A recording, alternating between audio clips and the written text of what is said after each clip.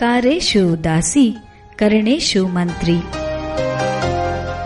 ರೂಪೇ ಚ ಲಕ್ಷ್ಮೀ ಕ್ಷಮಯಾ ಧರಿತ್ರಿ ಭೋಜೇಶು ಮಾತಾ ಶಯನೇಶು ರಂಭಾ ತರುಣಿ ಬಾ ಸ್ವಾಭಿಮಾನಿ ಬಾ ಬಾಗ್ರಹಣಿ ಬಾ ಸ್ವಾವಲಂಬಿ ಬಾ ಹೆತ್ತು ಹೊತ್ತು ಸಾಕಿ ಸಲಹಿ ಕ್ಷಮಿಸಿ ಮಾರ್ಗದರ್ಶನ ನೀಡುವ ಮಾತೃ ಹೃದಯಿ ಹಾಗೂ ಎಲ್ಲ ಕ್ಷೇತ್ರಗಳಲ್ಲೂ ತನ್ನದೇ ಆದ ಸಾಧನೆಗಳ ಮೂಲಕ ಛಾಪು ಮೂಡಿಸುತ್ತಾ ಅಭ್ಯುದಯದ ಮೆಟ್ಟಿಲೇರುತ್ತಿರುವ ಮಹಿಳೆಯರ ಪರಿಚಯಿಸುವ ಸ್ಫೂರ್ತಿದಾಯಕ ಕಾರ್ಯಕ್ರಮವೇ ಮಹಿಳೆ ಕಾರ್ಯಕ್ರಮ. ಯಾರಿಗೆಲ್ಲಿ ಅಲ್ಲ ನೀನೋಡಿಯಾಳು ಬೇಕು ತಾನೆ ನಿನಗೂ ಒಂದು ಸಮಬಾಳು. ತಪ್ಪದೆ ಕೇಳಿ ಪ್ರತಿ ಶನಿವಾರ ಬೆಳಿಗ್ಗೆ 8:45 ಹಾಗೂ ಮರುಪ್ರಸಾರ ಭಾನುವಾರ ಮಧ್ಯಾಹ್ನ 1:30.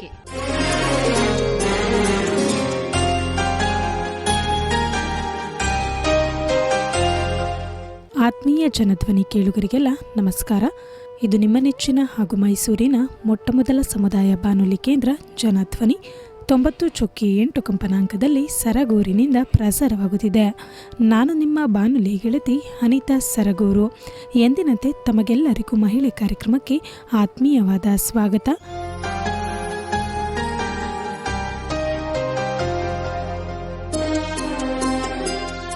ಕೇಳುಗರೆ, ಪ್ರಸ್ತುತ ದಿನಗಳಲ್ಲಿ ಮಹಿಳೆಯರು ಹಲವಾರು ಕ್ಷೇತ್ರಗಳಲ್ಲಿ ಪುರುಷರಷ್ಟೇ ಸಮಾನವಾದ ಕೆಲಸಗಳನ್ನು ಮಾಡುತ್ತಿದ್ದಾರೆ. ಮಹಿಳೆಯರು ಅಬಲೆಯರಲ್ಲ, ಸಬಲೆಯರು ಎನ್ನುವುದು ಪದೇ ಪದೇ ಮನದಟ್ಟಾಗುತ್ತಿದೆ. ಮಹಿಳೆಯರು ಸಹ ಸ್ವ ಉದ್ಯೋಗ ಮಾಡುತ್ತಾ ಸ್ವಾವಲಂಬನೆ ಜೀವನ ನಡೆಸುತ್ತಾ ಆರ್ಥಿಕವಾಗಿ ಮುನ್ನಡೆದು ಸಮುದಾಯದ ಮಹಿಳೆಯರಿಗೆ ಮಾದರಿಯಾಗಿರುವುದನ್ನು ನಾವು ಕಾಣಬಹುದು. ಅಂತೆಯೇ ಎಚ್.ಡಿ. ತಾಲೂಕಿನ ಕೆಂಚನಹಳ್ಳಿ ವಿವೇಕ ಗ್ರಾಮೀಣ ಜೀವನಾಧಾರ ಕೇಂದ್ರದ ಉಪಕೇಂದ್ರವಾದ ಜಯಪುರದಲ್ಲಿ ಬ್ಯೂಟಿಷಿಯನ್ ತರಬೇತಿಯನ್ನು ಪಡೆದು ಪ್ರಸ್ತುತ ಸ್ವಂತ ಉದ್ಯಮವನ್ನು ಆರಂಭ ಮಾಡಿರುವ ಮೈಸೂರು ಜಿಲ್ಲೆಯ ಸೋಲಿಗರ ಕಾಲೋನಿಯ ಶ್ರೀಮತಿ ನಂದಿನಿಯವರು ಇಂದು ನಮ್ಮೊಂದಿಗಿದ್ದಾರೆ. ಬನ್ನಿ ಅವರನ್ನು ಕಾರ್ಯಕ್ರಮಕ್ಕೆ ಸ್ವಾಗತಿಸಿ ಅವರ ಸ್ವ ಉದ್ಯೋಗದ ಕುರಿತು ಒಂದಿಷ್ಟು ಮಾಹಿತಿಯನ್ನು ತಿಳಿಯೋಣ. ಮೇಡಮ್, ಮೊದಲನೇದಾಗಿ ಕಾರ್ಯಕ್ರಮಕ್ಕೆ ಆತ್ಮೀಯವಾದ ಸ್ವಾಗತ ಮೇಡಮ್. Thank you madam. ನಿಮಗೂ ನಮಸ್ತೆ. ಪ್ರಸ್ತುತ ಸ್ವಂತ ಉದ್ಯೋಗವನ್ನು ಆರಂಭ ಮಾಡಿ ಆರ್ಥಿಕವಾಗಿ ಸಬಲರಾಗಿ ಇನ್ನಷ್ಟು ಮಹಿಳೆಯರಿಗೆ ಸ್ಫೂರ್ತಿಯಾಗುವಂತೆ ಕೆಲಸ ಮಾಡ್ತಾ ಇದ್ದೀರಿ. ಅದಕ್ಕಾಗಿ ಜನಧ್ವನಿ ಬಾನುಲಿ ಕೇಂದ್ರದ ಪರವಾಗಿ, ಕೇಳುಗರ ಪರವಾಗಿ ಅಭಿನಂದನೆಗಳು madam. Thank you madam. Thank you.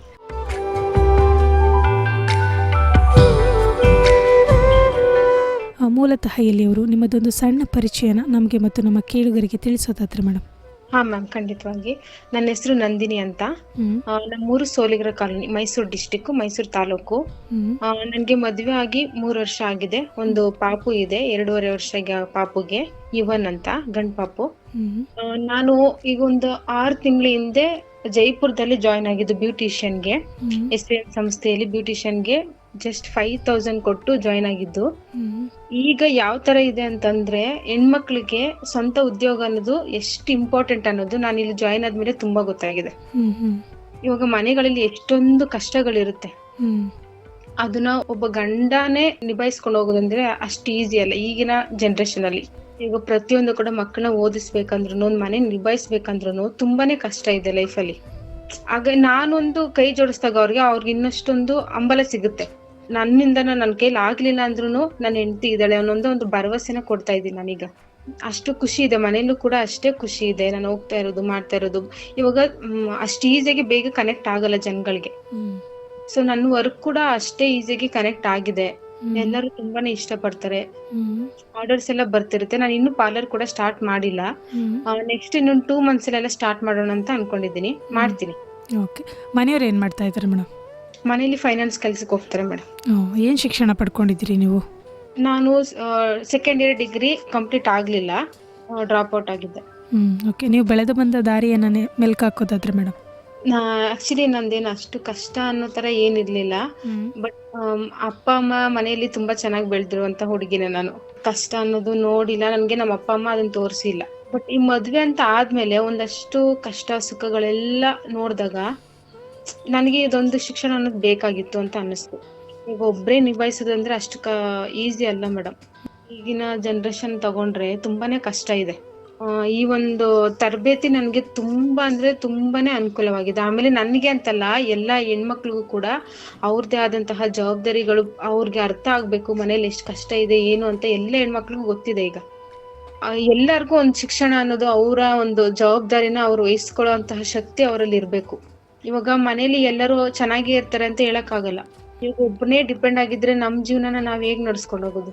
ಇವಾಗ ಪ್ರತಿಯೊಂದಕ್ಕೂ ನಮ್ಮ ಕಷ್ಟಗಳು ಯಾರೂನು ರಿಲೇಷನ್ಸ್ ಅನ್ನೋರು ಆಗಲ್ಲ. ನಮ್ಗೆ ಬೆಂಬಲ ಕೊಡ್ತಾರೆ, ಹೌದು. ಎಲ್ಲ ಕಷ್ಟಕ್ಕೂ ನಮ್ಗೆ ಆಗ್ತಾರೆ ಅಂತ ನಾವ್ ಹೇಳಕ್ ಆಗಲ್ಲ. ನಮ್ಮ ಜೀವನನ ನಾವ್ ಇನ್ನೊಬ್ರು ಇಲ್ಲ ಅಂದ್ರೂ ನಾವ್ ಅದನ್ನ ನಡ್ಸ್ಕೊಂಡು ಹೋಗೋಂಥ ಶಕ್ತಿ ನಮ್ಮಲ್ಲಿ ಇರ್ಬೇಕು. ಹಾಗಾಗಿ ನನ್ ಚೆನ್ನಾಗಿತ್ತು ಮ್ಯಾಮ್. ಮದ್ವೆ ಆಗೋಕ್ ಮುಂಚೆ ನಮ್ಮ ಅಪ್ಪ ಅಮ್ಮನ ಮನೇಲಿ ತುಂಬಾ ಚೆನ್ನಾಗಿತ್ತು. ಅದಾದ್ಮೇಲೆ ಮದ್ವೆ ಆದ್ಮೇಲೆ ತುಂಬಾ ಕಷ್ಟಗಳನ್ನ ನೋಡಿದೀವಿ. ಸ್ಟಾರ್ಟಿಂಗ್ ನಮ್ಗೆ ಮನೆ ಇರ್ಲಿಲ್ಲ. ನಂದು ಲವ್ ಮ್ಯಾರೇಜ್ ಆಗಿದ್ದು. ಲವ್ ಮ್ಯಾರೇಜ್ ಆಗಿ ಮನೇಲಿ ಗೊತ್ತೇ ಇರುತ್ತಲ್ವಾ, ಲವ್ ಮ್ಯಾರೇಜ್ ಅಂದ್ರೆ ಯಾರು ಕೂಡ ಒಪ್ಕೊಳಲ್ಲ. ಸೊ ಹೇಗೋ ಹಣೆ ಬರ್ದಲ್ಲಿ ಇರುತ್ತೆ ಅಂತಂಗೆ ಮದ್ವೆ ಆಯ್ತು. ನನ್ಗೆ ಒಂದ್ ಪಾಪುನು ಇದೆ ಇವಾಗ 2.5 ವರ್ಷ ಅವನ್ಗೆ. ಲೈಫ್ ಕೂಡ ಚೆನ್ನಾಗಿದೆ, ಆದ್ರೆ ಆರ್ಥಿಕವಾಗಿ ತುಂಬಾ ಕಷ್ಟ ಇದೆ. ಇವಾಗ ಮನೆ ಕಟ್ತಾ ಇದೀವಿ, ಅದಕ್ಕೆಲ್ಲ ಇವಾಗ EMIಗಳು ಸಂಘಗಳು ಅಂತ ಪ್ರತಿಯೊಂದು ತುಂಬಾ ತಗೊಂಡಿರ್ತೀವಿ. ಅದನ್ನೆಲ್ಲ ನಿಭಾಯಿಸೋದು ಒಬ್ಬ ಗಂಡನಾಗಿ ತುಂಬಾ ಕಷ್ಟ ಇದೆ. ಇವಾಗ ನಾನು ಕೈ ಜೋಡಿಸಿರೋದ್ರಿಂದ ಅದು ಅಷ್ಟೊಂದು ಪರವಾಗಿಲ್ಲ, ಸುಧಾರಿಸ್ಕೊತಾ ಹೋಗ್ತಾ ಇದೆ. ಹಾಗಾಗಿ ಈ ಒಂದ್ ಸಂಸ್ಥೆ ನಿಜವಾಗ್ಲೂ ನನ್ನ ಲೈಫಲ್ಲಿ ದಾರಿ ದೀಪ ಅಂತಾನೆ ಹೇಳ್ಬೋದು. ಓಕೆ ಮೇಡಮ್, ಅಂದರೆ ಇವಾಗ ನೀವು ಸ್ವಉದ್ಯೋಗ ಮಾಡ್ತಾ ಇದ್ದೀನಿ ಅಂತ ಹೇಳಿದ್ರಿ. ಸೊ ಅದಕ್ಕೂ ಮುಂಚೆ ನೀವು PUC ಓದಿದ್ರಿ, ನಂತರ ಮದುವೆ ಆಯಿತು. ತದನಂತರದಲ್ಲಿ ನಿಮಗೆ ಬ್ಯೂಟಿಷಿಯನ್ ತರಬೇತಿಯನ್ನು ತಗೋಬೇಕು ಅಥವಾ ಪಡ್ಕೋಬೇಕು ಅಂತ ಯಾವಾಗ ಅನ್ನಿಸ್ತು ಮೇಡಮ್? ಏನಾದರೂ ಚಿಕ್ಕ ವಯಸ್ಸಿಂದನೂ ಆಸೆ ಏನಾದರೂ ಇತ್ತಾ? ಹೌದೌದು, ಚಿಕ್ಕ ವಯಸ್ಸಿಂದ ನನ್ಗೆ ತುಂಬಾ ಕ್ರೇಜ್ ಇತ್ತು. ಬ್ಯೂಟಿಷಿಯನ್ ಬಗ್ಗೆ ತುಂಬಾ ಇತ್ತು. ಇವಾಗ ಊರಲ್ಲಿ ಏನಾದ್ರು ಒಂದು ಫಂಕ್ಷನ್ ನಡೆದ್ರೆ ನನ್ನ ಕರೆಯೋರು, ಒಂಚೂರು ಹೇರ್ ಸ್ಟೈಲ್ ಮಾಡ್ಕೊಟ್ಬಿಡು, ಒಂಚೂರು ಸ್ಯಾರಿ ಹಾಕೊಟ್ಬಿಡು ಅಂತೆಲ್ಲ.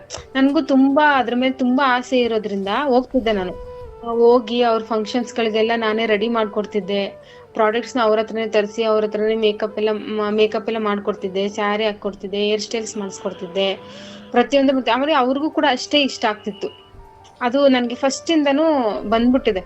ನಾನ್ ಮಾಡ್ಬೇಕು ಅನ್ನೋದು ತುಂಬಾ ಇದೆ, ನನ್ಗೆ ತುಂಬಾ ಇಂಟ್ರೆಸ್ಟ್ ಇತ್ತು. ಹಾಗಾಗಿ ನನ್ಗೆ ಬೇಗನೂ ಕ್ಯಾಚ್ ಮಾಡ್ಕೊಂಡೆ ಈ ಒಂದು ಇದನ್ನ. ಈ ತರ ಫಸ್ಟ್ ಇಂದನೂ ನನ್ಗಿದೆ ಅದು ಆಗ್ಬಿಟ್ಟಿದೆ. ತುಂಬಾ ಇಷ್ಟ ನನ್ಗೆ ಬ್ಯೂಟಿಷಿಯನ್ ಮಾಡೋದು ಅಂತಂದ್ರೆ. ಇದೊಂಥರ ನನ್ಗೆ ಕನ್ಸು ಅಂತಾನೆ ಹೇಳ್ಬೋದು ಮೇಡಮ್. ಮತ್ತೆ ಯಾವಾಗ ಗೊತ್ತಾಯ್ತು ಮೇಡಮ್? ಇವಾಗ ಚಿಕ್ಕ ವಯಸ್ಸಿಂದನೂ ಆಸಕ್ತಿ ಇತ್ತು, ಕನಸಿತ್ತು ಅಂತ ಹೇಳಿದ್ರಿ. ಸೊ ಇಲ್ಲಿ ಒಂದು ಜೈಪುರದಲ್ಲಿ ಈ ರೀತಿಯ ಒಂದು ತರಬೇತಿ ಸಿಗ್ತಾ ಇದೆ ಅನ್ನೋದೆಲ್ಲ ಹೇಗೆ ಗೊತ್ತಾಯ್ತು? ನಾನು ಅವಾಗ ಬಾಣ್ತೆ ಮೇಡಮ್, ನಮ್ ಪಾಪುಗೆ 1 ವರ್ಷ ಆಗಿತ್ತೇನೋ ಅಷ್ಟೇ. ನನ್ಗೆ ರುಕ್ಮಿಣಿ ಮ್ಯಾಮ್ ಅಂತ ಗೊತ್ತಿರ್ಬೋದು ಅನ್ಸುತ್ತೆ ನಿಮ್ಗೆ. ಅವರು ನಮ್ಮೂರ್ಗೆ ಬಂದಿದ್ರು. ಬಂದು ಈ ತರ ಎಲ್ಲ ಹೇಳ್ದಾಗ ಹೋಗ್ಬೇಕು ಅಂತ ಅನ್ಕೊಂಡಿದ್ರೆ ಚಿಕ್ಕ ಪಾಪು ಹೋಗಕ್ ಆಗ್ಲಿಲ್ಲ ನನ್ಗೆ. ಹಾಗಾಗಿ 5th ಬ್ಯಾಚ್ಗೆ ಜಾಯ್ನ್ ಆದೆ ನಾನು. ಜಾಯ್ನ್ ಆಗಿ ಆವಾಗ ಕಲ್ತು ಹೋಗ್ಲೇಬೇಕು, ಮಾಡ್ಬೇಕು ಏನಾದ್ರು ಒಂದು ಅಂತ. ನಮ್ಮ ಅಮ್ಮ ನನ್ಗೆ ತುಂಬಾ ಸಪೋರ್ಟ್ ಮಾಡಿದ್ದಾರೆ. ನಮ್ಮ ಮನೆಯವ್ರು ಕೂಡ ನನ್ಗೆ ಅಷ್ಟೇ ಸಪೋರ್ಟ್ ಮಾಡಿದ್ದಾರೆ. ಪಾಪುನೆಲ್ಲ ನೋಡ್ಕೊಳ್ಳೋದಾಗ್ಲಿ. ಇವಾಗ ಬೆಳಿಗ್ಗೆ ಹೋದ್ರೆ ಸಂಜೆನೆ ಹೋಗ್ತಾ ಇದ್ದಿದ್ದು ಮನೆಗೆ. ಅಲ್ಲಿವರೆಗೂ ಚಿಕ್ಕ ಪಾಪು ಮಕ್ಳು ಇರ್ಬೇಕಂದ್ರೆ ಕಷ್ಟನೇ. ಅದನ್ನೆಲ್ಲ ನಿಭಾಯಿಸ್ಕೊಂಡು 3 ತಿಂಗಳು ನನ್ಗೆ ತುಂಬಾ ಸಪೋರ್ಟಿವ್ ಆಗಿ ನಿಂತಿದ್ದಾರೆ ಮನೆಯವರು ಕೂಡ. ಈ ರುಕ್ಮಿಣಿ ಮ್ಯಾಮ್ ಇಂದ ನನ್ಗೆ ಪರಿಚಯ ಆಗಿ ಹೋಗಿ ಜಾಯ್ನ್ ಆಗಿದ್ದು. ಅಂದರೆ ಈಗ ಮಾತಾಡ್ತಾ ಹೇಳಿದ್ರಿ 3 ತಿಂಗಳ ತರಬೇತಿಯಲ್ಲಿ ನನಗೆ ಕುಟುಂಬದ ಸಹಕಾರ ಚೆನ್ನಾಗಿತ್ತು ಅಂತ. ಈ ಒಂದು 3 ತಿಂಗಳ ತರಬೇತಿಯಲ್ಲಿ ಏನೇನೆಲ್ಲ ಕಲ್ತ್ರಿ ಮೇಡಮ್? ಅಂದರೆ ಒಬ್ಬ ಉದ್ಯೋಗಿಯಾಗಿ ಹೊರಹೊಮ್ಮೋದಕ್ಕೆ ಅನುಕೂಲ ಆಯ್ತಾ ಈ 3 ತಿಂಗಳ ತರಬೇತಿ? ತುಂಬಾನೇ ಅನುಕೂಲ ಆಯ್ತು ಮೇಡಮ್. ಒಂದು ಹೆಣ್ಣು ಹೇಗಿರ್ಬೇಕು ಅನ್ನೋದನ್ನ ಕಲ್ತ್ಕೊಂಡೆ, ಜವಾಬ್ದಾರಿನ ಹೇಗೆ ನಿಭಾಯಿಸ್ಬೇಕು ಅನ್ನೋದನ್ನ ಕಲ್ತ್ಕೊಂಡೆ, ಕಷ್ಟಗಳನ್ನ ಯಾವ ತರ ನಿಭಾಯಿಸ್ಬೇಕು ಅನ್ನೋದನ್ನು ಕಲ್ತ್ಕೊಂಡಿದೀನಿ. ಅಲ್ಲಿ ಕೇವಲ ಒಂದು ಬ್ಯೂಟಿಷಿಯನ್ ಅಷ್ಟೇ ಹೇಳ್ಕೊಟ್ಟಿಲ್ಲ ಮ್ಯಾಮ್, ಜೀವನನ ಯಾವ ತರ ನಡ್ಸ್ಕೋಬೇಕು, ದುಡ್ಡಿದ್ದಾಗ ಹೆಂಗಿರ್ಬೇಕು, ದುಡ್ಡು ಇಲ್ದೇ ಇದ್ದಾಗ ಹೆಂಗಿರ್ಬೇಕು, ಪ್ರತಿಯೊಂದನ್ನು ಕೂಡ ಹೇಳ್ಕೊಟ್ಟಿದ್ದಾರೆ. ಈ ಒಂದು ಸಂಸ್ಥೆ ನಿಜವಾಗ್ಲೂ ತುಂಬಾ ಗ್ರೇಟ್ ಜಾಬ್ ಮಾಡ್ತಾ ಇದೆ. ನನ್ನಂತೆ ಎಷ್ಟೋ ಹೆಣ್ಮಕ್ಳ ಕನ್ಸನ್ನ ನೆರವೇರಿಸಿದೆ, ಎಷ್ಟೋ ಮನೆಗಳ ಕಷ್ಟನ ನಿವಾರಿಸ್ತಾ ಇದೆ. ಈಗ ಅಲ್ಲಿ ಪ್ರತಿಯೊಂದನ್ನು ಕಲ್ತಿದ್ದೆ. ಪಾರ್ಲರ್ ಇಟ್ಟು ಯಾವ ತರ ನಿಭಾಯಿಸ್ಬೇಕು, ಎಷ್ಟೇ ಕಷ್ಟ ಆದ್ರೂ ಮಾಡ್ತೀನಿ ಅನ್ನೋ ಒಂದು ಧೈರ್ಯನ ತುಂಬಿಕೊಟ್ಟಿದೆ. ಓಕೆ ಮ್ಯಾಮ್, ಅದು 3 ತಿಂಗಳ ತರಬೇತಿಯಲ್ಲಿ ಏನೇನೆಲ್ಲ ಕಲ್ತ್ರಿ, ಏನೇನೆಲ್ಲ ಹೇಳ್ಕೊಟ್ರು ನಿಮಗೆ? 30 ಸಬ್ಜೆಕ್ಟ್ಸ್ ಇತ್ತು ಮ್ಯಾಮ್.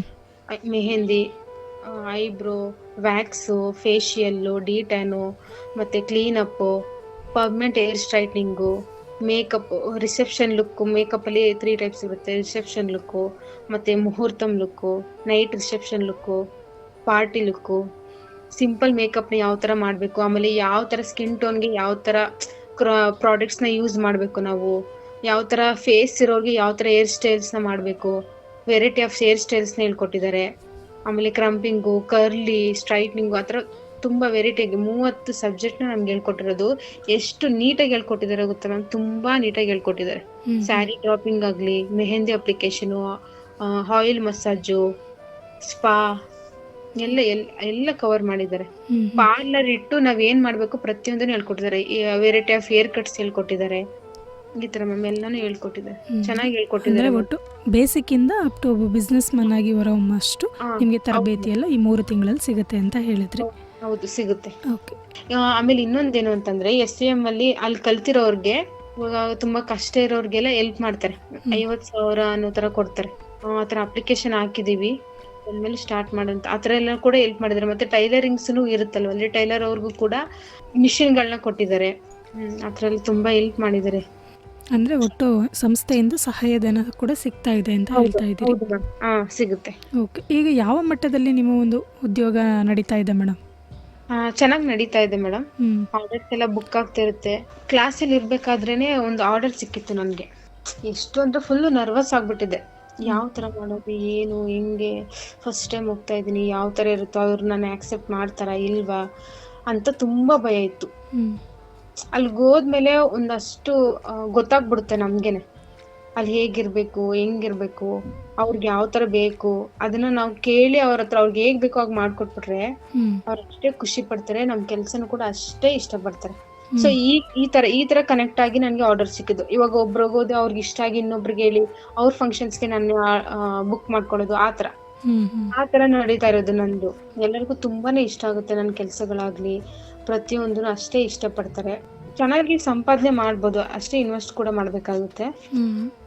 ನಾನು ಸ್ಟಾರ್ಟ್ ಆಗಿ ಕ್ಲಾಸ್ ಸ್ವಲ್ಪ ದಿನ ಇದ್ದಂಗೆ ನಂದು ಸ್ಟಾರ್ಟ್ ಆಯ್ತು.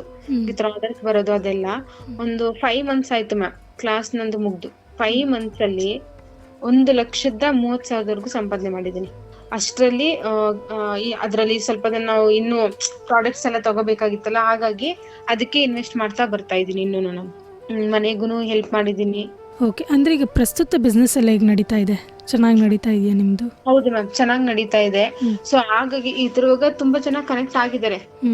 ಆದಷ್ಟು ಬೇಗನೆ ಪಾರ್ಲರ್ ಇಡೋಣ ಅಂತಾನು ಅನ್ಕೊಂಡಿದೀನಿ. ಪ್ರೋತ್ಸಾಹ ಸಿಗ್ತಾ ಇದೆ. ಪಾರ್ಲರ್ ಇಟ್ರೆ ಇನ್ನಷ್ಟು ಚೆನ್ನಾಗಿ ಮಾಡ್ಬೋದು ಮ್ಯಾಮ್. ಓಕೆ. ಅಂದ್ರೆ ನಿಮ್ಮ ಸರ್ವಿಸ್ ಅಥವಾ ಕೆಲಸ ಕಾರ್ಯಗಳು ಏನೇನಿರುತ್ತೆ ಮೇಡಮ್ ಜನಗಳಿಗೆ ನೀವು ನೀಡುವಂತ ಸರ್ವಿಸ್? ಜನಗಳಿಗೆ ಐಬ್ರೋ, ಫೇಶಿಯಲ್, ಆಮೇಲೆ ಇವಾಗ ನಾವೊಂದು ಆರ್ಡರ್ಸ್ ಹೋದಾಗ ಮೆಹಂದಿನೂ ಕೂಡ ಬಿಡ್ತೀನಿ ಮ್ಯಾಮ್. ನಾನು ಮೆಹಂದಿನೂ ಬಿಡ್ತೀನಿ. ಅವಾಗ ಮೆಹಂದಿ ಕೇಳ್ತಾರಲ್ವಾ, ಆ ಟೈಮಲ್ಲಿ ಒಂದು ಪ್ಯಾಕೇಜ್ ತರ ಒಂದು ಫೇಶಿಯಲ್, ಐಬ್ರೋ, ಮೆಹಂದಿ, ವ್ಯಾಕ್ಸ್ ಈ ತರ ಹೇಳ್ತಿರ್ತೀವಿ. ಇದಕ್ಕೆ ಒಂದಿಷ್ಟು ಪ್ರೈಸ್ ಅಂತ ಹೇಳ್ಬಿಟ್ಟಿರ್ತೀವಿ. ಸೊ ಆತರ ಅವ್ರು ನಮ್ಮನ್ನ ಕರ್ಸ್ಕೊಂಡು ಮಾಡ್ಕೊಡ್ತಾರೆ. ಆಮೇಲೆ ಮನೇಲೂ ಕೂಡ ಬರ್ತಾರೆ, ಹೇರ್ ಕಟ್ ಬರ್ತಾರೆ, ಐಬ್ರೋ ಮಾಡ್ತೀವಿ, ವ್ಯಾಕ್ಸ್, ಫೇಶಿಯಲ್, ಹೇರ್ ಕಟ್ ಇದೆಲ್ಲ ನಡೀತಾ ಇದೆ ಇವಾಗ. ಬೇರೆಯವ್ರಿಗೂ ಏನಾದರೂ ಈ ತರಬೇತಿ ಕೊಡ್ತಾ ಇದ್ದೀರಾ ಹೇಗೆ ಮೇಡಮ್ ನೀವು? ಇಲ್ಲ ಮ್ಯಾಮ್, ಇನ್ನೂ ಇಲ್ಲ. ನಾನು ಇವಾಗ ಬೆಳೀತಾ ಇದ್ದೀನಿ. ಆ ಮಟ್ಟಕ್ಕೆ ಹೋಗುವಂತ ಕೆಪಾಸಿಟಿ ಇದೆ, ಬೆಳಿತೀನಿ ಮ್ಯಾಮ್. ಅಷ್ಟು ಧೈರ್ಯ ಕೊಟ್ಟಿದೆ ನನ್ಗೆ ಈ ಸಂಸ್ಥೆ. ಈ ವೃತ್ತಿಗೆ ಬರೋದಕ್ಕೂ ಮುಂಚೆ ಏನ್ ಮಾಡ್ತಾ ಇದ್ರಿ ಮೇಡಮ್? ಏನಿಲ್ಲ ಮ್ಯಾಮ್, ಮನೇಲೇ ಇದ್ದಿದ್ದು, ಹೌಸ್ ವೈಫ್ ಆಗಿ ಮನೇಲೇ ಇದ್ದೆ. ಮನೆ, ಗಂಡ, ಮಕ್ಕಳು, ಸಂಸಾರ ಅಂತ ಇದ್ದವರು ಇವಾಗ ಪ್ರಸ್ತುತ ಒಂದು ಬಿಸ್ನೆಸ್ನ ಆರಂಭ ಮಾಡ್ತಾ ಇದ್ದೀರಿ. ಹೌದು ಮ್ಯಾಮ್. ಸೊ ಹೇಗೆ ಅನ್ಸುತ್ತೆ ಮೇಡಮ್? ತುಂಬಾ ಚೆನ್ನಾಗಿದೆ. ಒಂದು ಪ್ರೌಡ್ ಫೀಲ್ ಆಗುತ್ತೆ ಮ್ಯಾಮ್ ನಮ್ಮೇಲೆ ನಮ್ಗೆನೆ. ಇವಾಗ ಪ್ರತಿಯೊಂದಕ್ಕೂ ಅವ್ರನ್ನ ಕೇಳ್ತಾ ಇದ್ವಿ, ಅಯ್ಯೋ ಒಂಚೂರು ತರಕಾರಿ ತರಬೇಕು, ಅಮೌಂಟ್ ಕೊಡಿ, ಅದಕ್ಕೆ ತಗೋಬೇಕು, ಅಮೌಂಟ್ ಕೊಡಿ, ಪ್ರತಿಯೊಂದು ಆತರ ಕೇಳ್ತಿದ್ದಾಗ ಅವ್ರು ಒಂದ್ಸಲ ಎಲ್ಲದಕ್ಕೂ ದುಡ್ಡು ಕೊಡ್ತೀವಿ ಸುಮ್ನೆ ಆತರ ಹೇಳೋರು. ಇವಾಗ ಅಷ್ಟೊಂದು ಕಾಯ್ಕೊಳ್ಳೋ ಅವಶ್ಯಕತೆ ಇಲ್ಲ. ಇವಾಗ ಏನಾದ್ರು ಅರ್ಜೆಂಟ್ ನಂಗೆ ಬೇಕು ಅಂದ್ರೆ ನಾನೇ ಹೋಗಿ ತಗೋಬರ್ತೀನಿ ಅನ್ನೋ ಒಂದು ಧೈರ್ಯ ನನ್ನಲ್ಲಿದೆ. ಅಂದ್ರೆ ಇವಾಗ ನೀವು ಈ ವೃತ್ತಿಗೆ ಬರೋದಕ್ಕೂ ಮುಂಚೆನೆ ಇದ್ದ ಅನುಭವಕ್ಕೂ ಈಗ ಒಂದು 4 ಕಾಸು ಸಂಪಾದನೆ ಮಾಡೋಕ್ಕೆ ಶುರು ಮಾಡಿದಿರಿ. ಅಂದ್ರೆ ಈ ಹಿಂದೆ ಆರ್ಥಿಕ ಪರಿಸ್ಥಿತಿಗೂ ಈಗ ಪ್ರಸ್ತುತ ನಿಮ್ಮ ಒಂದು ಆರ್ಥಿಕ ಪರಿಸ್ಥಿತಿ ತುಂಬಾನೇ ಸುಧಾರಿಸಿದೆ. ಸ್ವಲ್ಪ ಕಷ್ಟಗಳೆಲ್ಲ ಕಡಿಮೆ ಆಗಿದೆ. ಒಂದು ಧೈರ್ಯ ಇದೆ, ಮಾಡ್ಬೋದು. ಒಂದು ಅವರು ಕೈಯಲ್ಲಿ ಆಗ್ಲಿಲ್ಲ ಅಂದ್ರೂ ನಾನು ಅದನ್ನ ನಿಭಾಯಿಸ್ಬೋದು ಅನ್ನೋ ಒಂದು ಶಕ್ತಿ ಇದೆ. ಇವಾಗ ನನ್ಗೆ ಆರ್ಡರ್ ಸಿಗ್ಲಿಲ್ಲ ಅಂದ್ರೂ ಅವ್ರು ಮಾಡ್ತಾರೆ ಬಿಡು ಅನ್ನೋದೊಂದು ಇದೆ ನಮ್ಮ ಹತ್ರ. ಬ್ಯೂಟಿಷಿಯನ್ ವೃತ್ತಿಯನ್ನ ಇವಾಗ ನಿರ್ವಹಣೆ ಮಾಡ್ತಾ ಇದ್ದೀರಾ ಅಲ್ವಾ? ಇವಾಗ ಮನೇನೂ ಜೊತೆಗೆ ನಿರ್ವಹಣೆ ಮಾಡ್ತಾ ಇದ್ದೀರಿ. ಸೊ ಹೇಗೆ ಎರಡನ್ನೂ ನಿಭಾಯಿಸ್ತೀರಿ? ನಿಭಾಯಿಸೋದು ಸ್ವಲ್ಪ ಕಷ್ಟನೇ ಆಗ್ತಿತ್ತು ಮ್ಯಾಮ್ ಫಸ್ಟ್ ಎಲ್ಲ. ಇವಾಗ ಅಲ್ಲೂ ನೋಡ್ಕೋಬೇಕು, ಇಲ್ಲೂ ಪ್ರತಿಯೊಂದು ನೋಡ್ಕೋತಾ ಇರ್ಬೇಕು. ಇವಾಗ ಚಿಕ್ಕ ಪಾಪು ಬೇರೆ, ಇವಾಗ 2.5 ವರ್ಷ, ಅವನ್ನ ಬಿಟ್ಬಿಟ್ಟು ಆರ್ಡರ್ಸ್ಗೆ ಹೋಗ್ಬೇಕು, ಪ್ರತಿಯೊಂದನು ಕಷ್ಟ ಆಗ್ತಿತ್ತು.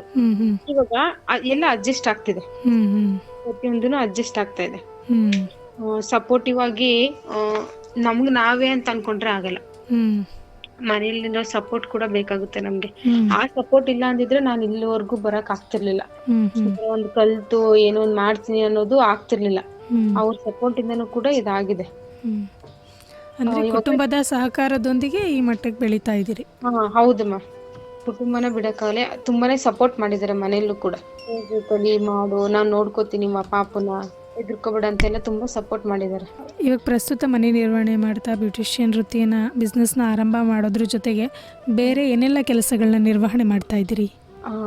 ಇವಾಗ ಆತರ ಏನು ಇಲ್ಲಮ್ಮ. ಎಷ್ಟು ಟೈಲರಿಂಗ್ ಕ್ಲಾಸ್ಗೆ ಹೋಗೋಣ ಅಂತ ಅನ್ಕೊಂಡಿದೀನಿ. ಸೊ ಟೈಲರಿಂಗ್ ಕ್ಲಾಸ್ ಕೂಡ ಕಲ್ತ್ಕೊಬಿಟ್ರೆ ಸ್ವಲ್ಪ ಗೊತ್ತಿದೆ ನನ್ಗೆ. ಫಸ್ಟೇ ಒಂದಷ್ಟು ಕಲ್ತ್ಕೊಂಡ್ರೆ ಪಾರ್ಲರ್ ಇಡೋ ಜೊತೆ ಅದನ್ನು ಇಡ್ಬೋದಲ್ಲ ಅಂತ, ಅದು ಮಾಡ್ಕೊಂಡ್ರೆ ಒಳ್ಳೇದಾಗುತ್ತೆ ಅನ್ನೋದು ಯೋಚನೆ ಇದೆ. ಹಾಗಾಗಿ ಅದನ್ನು ಕಲ್ತು ಆಗಸ್ಟ್ ಒಳಗಡೆ ಪಾರ್ಲರ್ ಇಡೋಣ ಅಂತ ಅನ್ಕೊಂಡಿದ್ದೀನಿ. ನಮ್ಮೂರಲ್ಲೇ ಸ್ಟಾರ್ಟ್ ಮಾಡೋಣ ಅಂತ ಅನ್ಕೊಂಡಿದ್ದೀನಿ ನಾನು. ಸೋಲಿಗರ ಕಾಲೋನಿನಲ್ಲೇ ನಿಮ್ಮ ಒಂದು ಬ್ಯೂಟಿ ಪಾರ್ಲರ್ನ ಆರಂಭ ಮಾಡಬೇಕು ಅಂತ ಅನ್ಕೊಂಡಿದ್ದೀರಿ. ಓಕೆ, ಈಗ ನೀವು ಒಬ್ಬ ಮಹಿಳೆಯಾಗಿ ಒಬ್ಬ ಮನೆ, ಮಕ್ಕಳು, ಗಂಡ, ಸಂಸಾರ ಅಂತ ಇದ್ದವರು ಈಗ ಒಂದು ಉದ್ಯೋಗವನ್ನು ಆರಂಭ ಮಾಡಿದ್ದೀರಿ. ಸೊ ಈ ಹಿಂದೆ ಆಗಿರ್ಬೋದು ಅಥವಾ ಈಗ ಪ್ರಸ್ತುತ ಆಗಿರ್ಬೋದು, ಏನೆಲ್ಲ ಸವಾಲುಗಳನ್ನ ಎದುರಿಸಿ ಈ ಮಟ್ಟಕ್ಕೆ ಬೆಳೀತಾ ಇದ್ದೀರಿ ಮೇಡಮ್? ತುಂಬಾ ಕಷ್ಟಗಳನ್ನ ಅನುಭವಿಸಿದೀನಿ ಮ್ಯಾಮ್. ಅವಮಾನಗಳು, ಪ್ರತಿಯೊಂದನ್ನು ಅನುಭವಿಸ್ದಾಗ್ಲೇ ಒಂದು ಹೆಣ್ಣಾಗ್ಲಿ ಒಂದು ಗಂಡಾಗ್ಲಿ ಮುಂದೆ ಬರಕ್ ಸಾಧ್ಯ. ಕಷ್ಟಗಳನ್ನ ಅನುಭವಿಸಿದೀನಿ, ತುಂಬಾ ಅವಮಾನಗಳನ್ನು ಅನುಭವಿಸಿದೀನಿ. ಇವಾಗ ಅದನ್ನೆಲ್ಲ ಮನ್ಸಲ್ಲಿ ಇರೋದಕ್ಕೇನೆ ನಾನ್ ಬೆಳಿಬೇಕು, ಇವ್ರ ಮುಂದೆ ಚೆನ್ನಾಗಿರ್ಬೇಕು ಅನ್ನೋದು ಬಂದಿರೋದು. ಅದನ್ನೆಲ್ಲ ಮರ್ತ್ಬಿಟ್ರೆ ಜೀವನ ನಡೆಸೋದು ಕಷ್ಟನೇ ಆಗುತ್ತೆ. ನಮ್ಗೆ ಒಂದು ಚಾಲೆಂಜ್ ಅನ್ನೋದು ಇರಲ್ಲ. ಪ್ರತಿಯೊಂದನ್ನು ಸ್ವೀಕರಿಸ್ಬೇಕು ನಾವು. ಯಾರೋ ಏನೋ ಅಂದ್ಬಿಟ್ರು ಅಂತ ಸುಮ್ಮನೆ ಕೂತ್ಕೊಬಿಟ್ರೆ ಆಗಲ್ಲ. ನಾನೇನು ಅಂತ ಅವ್ರಿಗೆ ತೋರಿಸ್ಬೇಕು. ಆ ಥರ ಮೈಂಡ್ ಸೆಟ್ ಇರೋದು ಮ್ಯಾಮ್. ಯಾರ ಹತ್ರನೂ ಒಂದು ಮಾತು ಅನ್ಸ್ಕೊಳ್ಳೋದಾಗ್ಲಿ, ಈ ಥರ ಅಂತ ಏನು ಅನ್ಸ್ಕೊಳಕ್ ಇಷ್ಟಪಡಲ್ಲ ನಾನು. ಬೆಳೆದ್ರೆ ಅವಳ ಥರ ಬೆಳಿಬೇಕು ಅಂತ ಹೇಳ್ಬೇಕು ಎಲ್ಲರೂ. ಇವಾಗ ನನ್ನ ನೋಡಿ ಕೆಲವರೆಲ್ಲ ನಗಾಡ್ತಿರೋರೆಲ್ಲ ಇವಾಗ ಅವ್ರ ಮನೆ ಫಂಕ್ಷನ್ಗಳಿಗೆ ನನ್ನೇ ಕರೀತಾರೆ. ಚೆನ್ನಾಗಿ ಮಾಡ್ತೀಯ ಕೆಲಸನ, ನೀನೇ ಮಾಡ್ಕೊಡು ಅಂತ ಫಸ್ಟೇ ಬುಕ್ಕಿಂಗ್ ಮಾಡ್ಕೊಳ್ಳೋ ಥರ ಮಾಡ್ಕೊತಿದ್ದಾರೆ. ಸೊ ನಿಮ್ಮನ್ನು ನೋಡಿ ನಗಾಡ್ತಿದ್ದೊಂದು ಕಾಲ, ಇವಾಗ ನೀವೇ ಬೇಕು ಮೇಕಪ್ಗೆ ಅನ್ನೋದು ಒಂದು ಕಾಲ ಅನ್ನೋದನ್ನ ಹೇಳ್ತಾ ಇದ್ದೀರಿ. ಹೌದು ಮ್ಯಾಮ್, ಅದೇ ಸಾಧನೆ ಮ್ಯಾಮ್. ಹೌದು, ಅದೇ ಸಾಧನೆ. ಖಂಡಿತ ಮೇಡಮ್, ಖಂಡಿತ. ಆ ಒಂದು ಸ್ವಾರ್ಥ ಇರ್ಬೇಕು, ಸೆಲ್ಫ್ ರೆಸ್ಪೆಕ್ಟ್ ಅನ್ನೋದು ಇರ್ಬೇಕು ನಮ್ಮಲ್ಲಿ. ಆವಾಗ್ಲೇ ಬೆಳೆಯಕ್ಕಾಗೋದು. ಖಂಡಿತ ನಮ್ಮನ್ನ ನಾವು ಗೌರವಿಸ್ಕೊಂಡಾಗ ಖಂಡಿತ ನಮ್ಮ ಸುತ್ತಲಿನ ವಾತಾವರಣ ನಮ್ಮನ್ನು ಗೌರವಿಸುತ್ತೆ ಅಂತ. ನಮ್ಮ ಕೆಲಸನ ನಾವು ಗೌರವಿಸ್ಬೇಕು.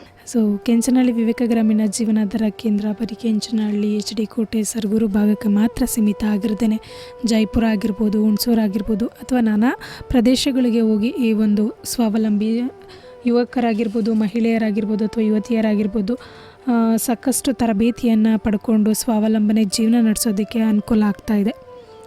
ಸೊ ಆ ನಿಟ್ಟಿನಲ್ಲಿ ವಿವೇಕ ಗ್ರಾಮೀಣ ಜೀವನಾಧಾರ ಕೇಂದ್ರ ಕೆಲಸ ನಿರ್ವಹಿಸ್ತಾ ಇದೆ. ಇದ್ರ ಬಗ್ಗೆ ನಿಮ್ಮ ಅನಿಸಿಕೆ ಅಥವಾ ಅಭಿಪ್ರಾಯನ ತಿಳಿಸೋದಾದ್ರೆ ಮೇಡಮ್? ಮ್ಯಾಮ್, ನಿಜವಾಗ್ಲೂ ಹೇಳ್ತಿದ್ದೀನಿ, ಒಂದು ಸಂಸ್ಥೆ ಎಷ್ಟೋ ಹೆಣ್ಮಕ್ಳಿಗಾದ್ರೆ ಇವಾಗ ಎಷ್ಟೋ ಜನ ಹುಡುಗರು ಹುಡುಗಿರು SSLC ಫೇಲ್ ಆಗಿರ್ಬೋದು ಅಥವಾ SSLC ಮಾಡಿಸಿ ಮನೆಯಲ್ಲಿ ಕಾಲೇಜ್ಗೆಲ್ಲರಿಗೂ ಕಳಿಸ್ತೇ ಇರೋದು, ಅದೆಲ್ಲ ಇರೋ ಮಕ್ಕಳಿಗೆಲ್ಲ ಇವಾಗ ಒಂದು ಬ್ಯೂಟಿಷಿಯನ್ ಆಗ್ಲಿ, ಒಂದು ಟೈಲರಿಂಗ್ ಆಗ್ಲಿ, ಅದೆಲ್ಲ ಕಲಿಸ್ಕೊಡೋದ್ರಿಂದ ಇನ್ನೂ ತುಂಬಾ ಇದೆ. ಎಲೆಕ್ಟ್ರಿಕ್, ಜೇನುದು, ಉಳುದು, ಸಾಗಾಣಿಕೆ, ಪ್ರತಿಯೊಂದು ತುಂಬಾ ಇದೆ. ಅಲ್ಲೂ ಕೂಡ ಎಷ್ಟೊಂದು ಜನಕ್ಕೆ computer centre, English spoken English class ಎಲ್ಲ ನಡೀತಾ ಇದೆ. ಇದರಿಂದ ಎಷ್ಟೋ ಹೆಣ್ಮಕ್ಳಾಗ್ಲಿ ಗಂಡ್ಮಕ್ಳಾಗ್ಲಿ ತುಂಬಾ ಚೆನ್ನಾಗಿ ಕೆಲಸ ಕಲ್ತು ಅವ್ರ ಕೆಲ್ಸಗಳನ್ನ ಅವರು ಮಾಡ್ಕೊತಾ ಇದ್ದಾರೆ. ಇವಾಗ ಎಷ್ಟೋ ಹೆಣ್ಮಕ್ಳಿಗೆ ಕಳ್ಸಲ್ಲ, ಮನೇಲಿ ಈಚೆಗೆ ಕಳ್ಸಲ್ಲ. ಬೇಡ, ಹೆಣ್ಮಕ್ಳು ಏನಕ್ಕೆ ಹೋಗ್ಬೇಕು, ಹೆಂಗಿದ್ರು ಪಾತ್ರೆ ತೊಳ್ಕೊಂಡಿರೋದೆ ಅಲ್ವಾ, ಮದ್ವೆ ಮಾಡ್ಕೊಂಡು ಸುಮ್ಮನೆ ಇರೋದಲ್ವಾ ಅಂತೆಲ್ಲ ಇರುತ್ತೆ. ಸೊ ಅಂತವ್ರಿಗೆಲ್ಲ ಈ ಸಂಸ್ಥೆ ತುಂಬ. ಇವಾಗ ಈಚೆ ಕಳ್ಸಲ್ಲ ಅಂದ್ರೂ ಟೈಲರಿಂಗ್ ಮಾಡ್ಕೊಳ್ಳಿ. ಟೈಲರಿಂಗ್ ಮಾಡ್ಕೊಂಡ್ರೆ ಮನೇಲೆ ಮಾಡ್ಬೋದಲ್ಲ, ಎಲ್ಲಿಗೆ ಹೋಗೋ ಅವಶ್ಯಕತೆನೂ ಇಲ್ಲ. ಮನೇಲೆ ಆರಾಮಾಗಿ ದುಡಿಬೋದು. ಅವ್ರ ಅಪ್ಪ ಅಮ್ಮನಿಗೂ ಹೆಲ್ಪ್ ಆಗೋದು, ಅವ್ರ ಗಂಡಂದಿರಿಗೂ ಹೆಲ್ಪ್, ಅವ್ರ ಫ್ಯಾಮಿಲಿಗೆ ಹೆಲ್ಪ್ ಆಗುತ್ತೆ. ಸೊ ಈ ತರ ತುಂಬಾ ಜನಕ್ಕೆ ಹೆಲ್ಪ್ ಮಾಡಿದೆ ಈ ಒಂದು ಸಂಸ್ಥೆ. ಅಷ್ಟೇ ಸ್ಟ್ರಗಲ್ ಕೂಡ ಪಟ್ಟಿದೆ ಈ ಸಂಸ್ಥೆ. ನಾನ್ ಸ್ಟಾರ್ಟಿಂಗ್ ಸೇರ್ಕೊಂಡಾಗ ಏನು ಅನ್ಕೊಂಡಿದ್ದೆ, ಬಟ್ ಈ ಸಂಸ್ಥೆ ತುಂಬಾ ದೊಡ್ಡದಾಗಿ ಬೆಳಿಲಿ ಅನ್ನೋದು ನನ್ನ ಆಸೆ ಕೂಡ. ನಾನು ಇರೋವರ್ಗು, ಈ ಭೂಮಿಯಲ್ಲಿ ಇರೋವರ್ಗುನು ಕೂಡ ಈ ಸಂಸ್ಥೆಗೆ ನಾನು ಚಿರಋಣಿ ಆಗಿರ್ತೀನಿ. ಅಷ್ಟು ಕೊಟ್ಟಿದೆ ನಿಜವಾಗ್ಲು ಈ ಸಂಸ್ಥೆ. ಇಷ್ಟು ಧೈರ್ಯವಾಗಿ ಇರ್ಬೇಕು, ಒಂದು ಸಂಪಾದನೆ ಮಾಡ್ಬೇಕು ಅಂದ್ರೆ ಹೆಣ್ಮಕ್ಳಾಗಿ ತುಂಬಾ ಕಷ್ಟ ಇದೆ. ಶಕ್ತಿನ ಕೊಟ್ಟಿರೋದಕ್ಕೆ, ಆ ಧೈರ್ಯನ ಕೊಟ್ಟಿರೋದಕ್ಕೆ ನಿಜವಾಗ್ಲೂ ಥ್ಯಾಂಕ್ ಯು ಸೋ ಮಚ್ ಹೇಳಕ್ ಇಷ್ಟಪಡ್ತೀನಿ ನಾನು ಈ ಸಂಸ್ಥೆಗೆ. ಅಂದರೆ ನೀವು ಅನುಕೂಲಗಳನ್ನ ಪಡ್ಕೋತಾ ಇದ್ದೀರಿ ವಿವೇಕ ಗ್ರಾಮೀಣ ಜೀವನಾಧಾರ ಕೇಂದ್ರ ಒಂದಷ್ಟು ಯುವಕ ಯುವತಿಯರಿಗೆ, ಅದರಲ್ಲೂ ಸ್ಥಳೀಯವಾಗಿ ಹೋಗಿ ಒಂದು ತರಬೇತಿಯನ್ನು ಕೊಟ್ಟು ಅವರನ್ನು ಸ್ವಾವಲಂಬಿ ಬದುಕನ್ನು ಕಟ್ಕೊಳ್ಳೋದಕ್ಕೆ ಅನುಕೂಲ ಆಗಲಿ ಅನ್ನೋ ಒಂದು ದೃಷ್ಟಿಯಿಂದ ಈ ಕಾರ್ಯವನ್ನು ಸತತವಾಗಿ ನಿರ್ವಹಿಸ್ತಾ ಬರ್ತಾ ಇದೆ. ಹೌದು ಮ್ಯಾಮ್. ಸೊ ಅದೆಲ್ಲ ಸ್ಥಳೀಯ ಮಹಿಳೆಯರಿಗಾಗಿ ಅನುಕೂಲ ಆಗ್ತಿದೆ ಅನ್ನೋದನ್ನು ಹೇಳ್ತಾ ಇದ್ದೀರಿ. ಹೌದು. ನಿಮ್ಮ ಒಂದು ಮುಂದಿನ ಗುರಿ ಉದ್ದೇಶನ ತಿಳಿಸೋದಾದ್ರೆ ಮೇಡಮ್? ಅದೇ ಮ್ಯಾಮ್, ನನ್ನ ಮುಂದಿನ ಗುರಿ ಏನಂತಂದ್ರೆ ಪಾರ್ಲರ್ ಇಡಬೇಕು. ಪಾರ್ಲರ್ ಇಟ್ಟು ಕೆಲಸ ನನಗೆ ಅಂತ ಅನ್ನೋದಕ್ಕಿಂತ ನನ್ನ ಫ್ಯಾಮಿಲಿಗೆ ಹೆಲ್ಪ್ ಆಗಬೇಕು, ಇನ್ನಷ್ಟು ಬೆಳಿಬೇಕು ಅನ್ನೋದು ನನ್ನ ಆಸೆ. ಚೆನ್ನಾಗಿ ಪಾರ್ಲರ್ ಮಾಡಬೇಕು, ನಾನು ಒಂದು ಕ್ಲಾಸ್ನ ಮಾಡುವಷ್ಟು ಬೆಳಿಬೇಕು. ದುಡ್ಡಿಗೆ ಅಂತ ಅಲ್ಲ ಮ್ಯಾಮ್, ಇನ್ನು ನನ್ನಂತ ಹೆಣ್ಮಕ್ಳಿಗೆ ಇನ್ನೊಂದಷ್ಟು ಹೆಲ್ಪ್ ಆಗಲಿ, ಅವ್ರಿಗೂ ಕೂಡ ಒಂದು ಶಕ್ತಿ, ಒಂದು ಧೈರ್ಯ ಅನ್ನೋದು ಬರಲಿ ಅನ್ನೋ ಕಾರಣಕ್ಕೆ ಕ್ಲಾಸ್ ಕೂಡ ಮಾಡಬೇಕು, ಪಾರ್ಲರ್ ಇಡಬೇಕು. ಮಾಡ್ತೀನಿ ಅನ್ನೋ ಧೈರ್ಯ ಇದೆ ಮ್ಯಾಮ್ ನನಗೆ. ಖಂಡಿತ ಮೇಡಮ್, ನಿಮ್ಮ ಒಂದು ಗುರಿ ಸಾಕಾರವಾಗಿ ಈಡೇರಲಿ ಅಂತ ನಾವಾದರೂ ಕೂಡ ಆಶಿಸ್ತೀವಿ. ಸೊ ನಿಮ್ಮ ಥರನೇ ಹಲವಾರು ಮಹಿಳೆಯರು ಸ್ವಾವಲಂಬನೆ ಜೀವನ ನಡೆಸಬೇಕು ಅಥವಾ ಆರ್ಥಿಕವಾಗಿ ಮುಂದೆ ಬರಬೇಕು ಅಂತ ಇರೋಂಥ ಮಹಿಳೆಯರಿಗೆ ನಿಮ್ಮ ಒಂದು ಕಿವಿ ಮಾತನ್ನು ತಿಳಿಸೋದಾದರೆ? ಕಿವಿ ಮಾತು ತಿಳಿಸೋದಾದ್ರೆ ಅಂದರೆ ಯಾವುದಕ್ಕೂ ಹೆದರಬಾರ್ದು ಮ್ಯಾಮ್. ಮೊದಲನೇದಾಗಿ ಯಾವುದಕ್ಕೂ ಹೆದರಬಾರ್ದು, ಬೇರೆಯವರು ಮಾತಿಗೆ ಕಿವಿ ಕೊಡಬಾರ್ದು. ಯಾರೂ ಮುಂದೆ ಹೋಗಿ ಅಂತ ಹೇಳಲ್ಲ ಮ್ಯಾಮ್. ಆದಷ್ಟು ಅವ್ರನ್ನ ಕೆಳಗಡೆ ಇಳಿಸೋದಕ್ಕೆ ನೋಡ್ತಾರೆ. ನಾವು ಅದಕ್ಕೆ ಹೆದರ್ಕೊಬಾರ್ದು. ನಮ್ಗೆ ಏನು ಅನಿಸ್ತೋ ಅದನ್ನ ಮಾಡಬೇಕು. ತಿಳಿದಿರೋ ಹತ್ರ ಕೆಟ್ಟದ್ದ ಒಳ್ಳೇದಂತ ತಿಳ್ಕೊಂಡು ಮಾಡಬೇಕು. ಸೊ ಯಾವುದಕ್ಕೂ ಹೆದರಬಾರ್ದು. ನಾವೇನ್ ಅನ್ಕೊಂಡಿರ್ತೀವೋ ಅದನ್ನ ಮಾಡಿ ತೋರಿಸ್ಬೇಕು. ಇನ್ನೊಬ್ರ ಹತ್ರ ನಾವು ಕೀಳಾಗಿ ಕಾಣಿಸೋ ತರ ಇರಬಾರ್ದು. ನಾವೇನು ಅನ್ನೋದು ಅವ್ರಿಗೂ ಗೊತ್ತಾಗ್ಬೇಕು. ನಮ್ಮಲ್ಲೂ ಎಲ್ಲರಲ್ಲೂ ಒಂದೊಂದು ಟ್ಯಾಲೆಂಟ್ ಅನ್ನೋದು ಇದ್ದೇ ಇರುತ್ತೆ. ಅದನ್ನ ಒಳಗಡೆನೆ ಇಟ್ಕೊಂಡಿರ್ತಾರೆ. ಈಚೆ ತರೋದು ಹೇಗೆ ಅಂತಾನೂ ಗೊತ್ತಿಲ್ಲ. ಈ ತರ ಒಂದು ಸಂಸ್ಥೆಗಳು ಆತರ ಒಂದು ಕಲಾವಿದರಿಗೆ, ಈ ತರ ಕಲ್ತಿರೋರ್ಗೆಲ್ಲ ಒಳ್ಳೆ ಅವಕಾಶನ ಕೊಡ್ತಾ ಇದೆ ಈ ಸಂಸ್ಥೆ. ಇದನ್ನ ಉಪಯೋಗಿಸ್ಕೋಬೇಕು ಅನ್ನೋದೇ ನನ್ನ ಆಸೆ. ಖಂಡಿತ ಎಲ್ಲ ಸಮಯನ ವ್ಯರ್ಥ ಮಾಡದೆ ನಮ್ಮಲ್ಲಿರೋ ಕಲೆ ಏನು ಅನ್ನೋದನ್ನ ಗುರುತಿಸ್ಕೊಂಡು, ಸೊ ಈ ರೀತಿಯ ಸಂಸ್ಥೆಗಳಿಂದ ನಮ್ಮನ್ನ ನಾವು ಗುರುತಿಸ್ಕೊಂಡು ಒಂದು ಆರ್ಥಿಕವಾಗಿ ಸಬಲರಾಗಿ ಅನ್ನೋದನ್ನ ತಿಳಿಸ್ತಾ ಇದ್ದೀರಿ. ಹೌದು, ಮಹಿಳೆಯರಿಗೆ ಒಳ್ಳೆ ಸಂದೇಶನ ನೀಡಿದ್ರಿ ಮೇಡಮ್. ಕಾರ್ಯಕ್ರಮದ ಕೊನೆಯ ಹಂತಕ್ಕೆ ಬಂದಿದ್ದೀವಿ. ಕೊನೆಯದಾಗಿ ನಮ್ಮ ಜನಧ್ವನಿ ಕೇಳುಗರಿಗೆ ಅಥವಾ ಸಮುದಾಯದ ಜನತೆಗೆ ನಿಮ್ಮ ಒಂದು ಸಲಹೆ ಅಥವಾ ಸಂದೇಶನ ತಿಳಿಸೋದಾದ್ರೆ ಮೇಡಮ್? ನಾನ್ ಕೂಡ ಇಲ್ಲಿಗೆ ಒಂದ್ಸಲ ಬಂದಿದ್ದೆ. ಅಲ್ಲಿಗೆ ಯಾವ ತರ ಇರುತ್ತೆ ಅಂತ ನಮ್ಗೆ ವಿಸಿಟ್ ಕರ್ಕೊಂಡ್ ಹೋಗ್ತಾರಲ್ಲ, ಅವಾಗ ಅನ್ಕೋತಿದ್ದೆ ನಾವು ಈ ತರ ಬಂದು ನಮ್ಮ ಈ ತರ ಕೇಳೋ ತರ ಆಗಿದ್ರೆ ಚೆನ್ನಾಗಿರೋದು ಅಂತ. ಅದು ಇವತ್ ನೆರವೇರಿದೆ. ನಿಜವಾಗ್ಲೂ ಖುಷಿ ಇದೆ ಮೇಡಮ್. ಈ ಒಂದ್ ಸಂಸ್ಥೆ ಇದೇ ತರ ನಡೀತಾ ಇರ್ಲಿ. ಆಮೇಲೆ ಈ ತರ ಕೇಳುಗರಿಗೆ ಒಳ್ಳೊಳ್ಳೆ ಇಂಥ ವಿಷಯಗಳು ತಲುಪ್ಲಿ, ಈ ಸಂಸ್ಥೆ ಸಾಧನೆಗಳ ಬಗ್ಗೆ ತಿಳಿಲಿ, ಇಷ್ಟು ಹೆಣ್ಮಕ್ಳಿಗೆ ಈ ಒಂದ್ ಸಂಸ್ಥೆ ದಾರಿದೀಪ ಆಗ್ಲಿ ಅಂತ ಹೇಳಕ್ ಇಷ್ಟಪಡ್ತೀನಿ. ಧನ್ಯವಾದಗಳು ಮೇಡಮ್. ಭಾಳ ಸಂತೋಷ ಇಷ್ಟೊತ್ತು ನಮ್ಮ ಜೊತೆ ಇದ್ದು ನಿಮ್ಮ ವೈಯಕ್ತಿಕ ಜೀವನ ಆಗಿರ್ಬೋದು ಅಥವಾ ನಿಮ್ಮ ಒಂದು ಸ್ವ ಉದ್ಯೋಗದ ಕುರಿತಾಗಿರ್ಬೋದು ಅಥವಾ ಜೊತೆಗೆ ಸಮುದಾಯದ ಮಹಿಳೆಯರು ಮನಸ್ಸು ಮಾಡಿದ್ರೆ ಎಲ್ಲ ಕ್ಷೇತ್ರಗಳಲ್ಲೂ ತೊಡಗಿಸ್ಕೋಬೋದು ಅನ್ನೋದನ್ನು ತಿಳಿಸ್ಕೊಟ್ಟಿದ್ದೀರಿ. ಹಾಗೆ ಮಹಿಳೆಯರಿಗೆ ಪ್ರೇರಣೆ ಕೊಡುವಂಥ ವಿಚಾರಗಳನ್ನ ತಿಳಿಸ್ಕೊಟ್ಟಿದ್ದೀರಿ. ಅದಕ್ಕಾಗಿ ಬಾನುಲಿ ಕೇಂದ್ರದ ಪರವಾಗಿ, ಕೇಳುಗರ ಪರವಾಗಿ ಧನ್ಯವಾದಗಳು madam. Thank you madam. Thank you so much. ನಿಮಗೂ ಕೂಡ ಧನ್ಯವಾದಗಳು ಮ್ಯಾಮ್.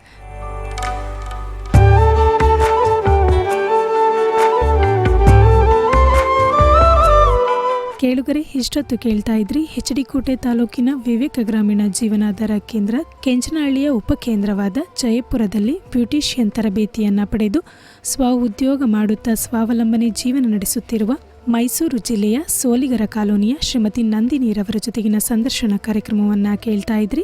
ಇವರು ಇನ್ನಷ್ಟು ಮಹಿಳೆಯರಿಗೆ ಸ್ಫೂರ್ತಿಯಾಗಿ ಸ್ವ ಉದ್ಯೋಗದಲ್ಲಿ ಯಶಸ್ಸನ್ನು ಕಾಣಲಿ ಎಂದು ಆಶಿಸುತ್ತಾ ಮತ್ತೆ ಮತ್ತೊಂದು ಮಹಿಳೆ ಕಾರ್ಯಕ್ರಮದಲ್ಲಿ ನಿಮ್ಮನ್ನು ಭೇಟಿಯಾಗ್ತೀನಿ.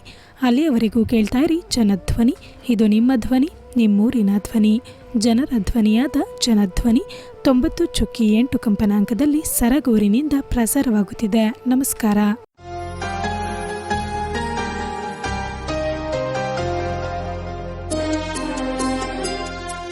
ಕಾರೇಶು ದಾಸಿ ಕರಣೇಶು ಮಂತ್ರಿ ರೂಪೇ ಚ ಲಕ್ಷ್ಮೀ ಕ್ಷಮಯಾ ಧರಿತ್ರಿ ಭೋಜೇಶು ಮಾತಾ ಶಯನೇಶು ರಂಭಾ ತರುಣಿ ಬಾ ಸ್ವಾಭಿಮಾನಿ ಬಾ ಬಾ ಗೃಹಿಣಿ ಬಾ ಸ್ವಾವಲಂಬಿ ಬಾ ಹೆತ್ತು ಹೊತ್ತು ಸಾಕಿ ಸಲಹಿ ಕ್ಷಮಿಸಿ ಮಾರ್ಗದರ್ಶನ ನೀಡುವ ಮಾತೃ ಹೃದಯಿ ಹಾಗೂ ಎಲ್ಲ ಕ್ಷೇತ್ರಗಳಲ್ಲೂ ತನ್ನದೇ ಆದ ಸಾಧನೆಗಳ ಮೂಲಕ ಛಾಪು ಮೂಡಿಸುತ್ತಾ ಅಭ್ಯುದಯದ ಮೆಟ್ಟಿಲೇರುತ್ತಿರುವ ಮಹಿಳೆಯರ ಪರಿಚಯಿಸುವ ಸ್ಫೂರ್ತಿದಾಯಕ ಕಾರ್ಯಕ್ರಮವೇ ಮಹಿಳೆ ಕಾರ್ಯಕ್ರಮ. ಯಾರಿಗಿಲ್ಲಿ ಅಲ್ಲ ನೀನು ಅಡಿಯಾಳು, ಬೇಕು ತಾನೆ ನಿನಗೂ ಒಂದು ಸಮಬಾಳು. ತಪ್ಪದೆ ಕೇಳಿ ಪ್ರತಿ ಶನಿವಾರ ಬೆಳಿಗ್ಗೆ 8:45 ಹಾಗೂ ಮರುಪ್ರಸಾರ ಭಾನುವಾರ ಮಧ್ಯಾಹ್ನ 1:30